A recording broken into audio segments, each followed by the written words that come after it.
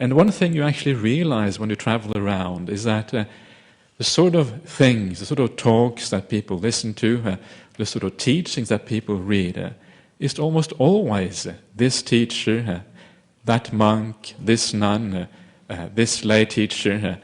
It's perhaps the Mahasi Sayadaw tradition or the Goenka tradition, or it's the Paug Sayadaw tradition, or it's the Visuddhimagga tradition or the Abhidhamma tradition, or it's the Ajahn Brahm tradition, or it's the whatever other traditions are there. There are all these traditions out there. Everybody's practicing this kind of systems of thought, following a particular teacher. But how often do you hear anybody say simply, I practice the Buddhist or the Buddha's tradition, and that's all there's to it? Nobody says that. Everybody has some kind of other tradition that they're practicing.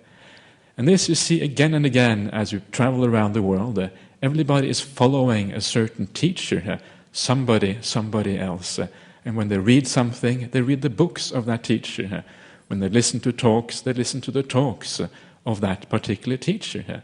Sometimes it's a Tibetan tradition, sometimes the Mahayana tradition, sometimes some kind of sub-tradition within Theravada. But very, very rarely is it actually the word of the Buddha himself.